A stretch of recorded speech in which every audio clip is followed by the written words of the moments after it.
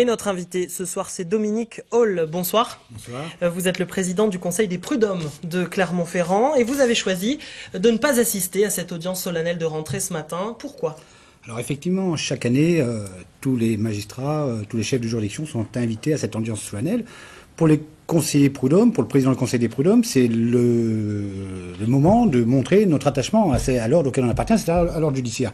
Mais cette année, tout un tas de mesures, tout un tas de décisions ont compromis, on va dire, l'activité du Conseil des prud'hommes, des conseils des prud'hommes en général et celui de Clermont en particulier. Et donc effectivement, cette année, le président du Conseil des prud'hommes de Clermont et celui d'Orion, en concert, ont décidé de ne pas participer à cette assemblée solennelle. Alors pour en revenir au Conseil des prud'hommes de Clermont particulièrement, il y a notamment le déménagement au niveau des locaux. Quel est ce déménagement et en quoi il ne vous satisfait pas ? Alors, un peu d'histoire, hein, très rapidement. 2008, réforme de la carte judiciaire. Réforme de la carte judiciaire initiée dans un but de rationaliser les coûts de la justice. Donc pour faire des économies, on avait bien compris. On supprime des tribunaux, et notamment le tribunal de grande instance d'Orion. Ce tribunal de grande instance, les fonctionnaires, les magistrats du tribunal de grande instance sont rapatriés sur celui de Clermont-Ferrand. Il faut faire de la place. Donc on déménage le tribunal de commerce de Clermont-Ferrand, qu'on met à l'extérieur, et on met le Conseil des prud'hommes à la place du tribunal de commerce de Clermont. Coût de l'opération, 4 millions d'euros. Au bout du compte, on a rapatrié 3 fonctionnaires. Voilà, 4 millions d'euros que vont payer donc les contribuables. Et pour le Conseil des prud'hommes, c'est des locaux plus restreints. Et surtout, pour l'image de marque du Conseil des prud'hommes, mettre le Conseil des prud'hommes dans la cave, dans ces conditions-là, on s'aperçoit tout le respect que peut avoir donc les chefs de juridiction qui ont décidé de cette décision. Mais cela dit, même si vous êtes dans le sous-sol, on peut comprendre la symbolique. Vous allez tout de même réussir à rendre la justice, on l'imagine. On rendra bien naturellement la justice.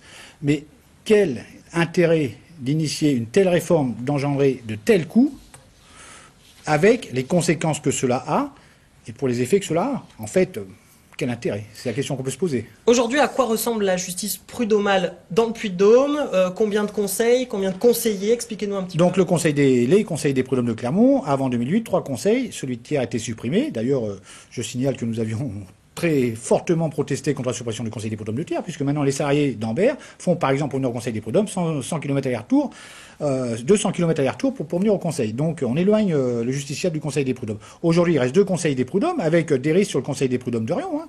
On n'a aucune assurance sur l'avenir du Conseil des prud'hommes d'Orion. Et un gros Conseil des prud'hommes à Clermont-Ferrand, qui a traité en 2009, et là on est en train de faire les chiffres de 2010, mais en 2009, qui a traité 1600 affaires. Donc un Conseil des prud'hommes important, avec de nombreux conseillers, hein, plus de 100 conseillers à Clermont-Ferrand, qui ont une activité très importante. Et je rappelle que les conseillers prud'hommes sont des magistrats bénévoles. Est-ce que vous avez le sentiment aujourd'hui, dans de telles conditions, de rendre moins bien la justice au niveau de la juridiction prud'homale? Alors les réformes successives font qu'il y a des entraves, il y a des difficultés à rendre une justice, on va dire, sereine et une bonne justice. Par exemple, en 2008 encore, on a limité le temps que les conseillers prud'hommes pouvaient consacrer donc à leur vacation prud'homale. Tous les magistrats ont le temps nécessaire pour rédiger leur décision. Les conseillers prud'hommes, eux, ont 5 heures. Passé ces 5 heures, ils ne sont plus rémunérés. Hein. Donc, bien évidemment, il y a des décisions qui sont rendues, qui sont rédigées en 5 heures. Il y en a beaucoup qui ne sont pas rédigées en 5 heures. Donc c'est du temps qui est passé, du temps qui est donné comme ça gratuitement à la justice. Et on peut comprendre que des conseillers prud'hommes vont un peu plus vite pour faire leurs décisions. Très rapidement, votre absence ce matin a été remarquée, elle a fait du bruit?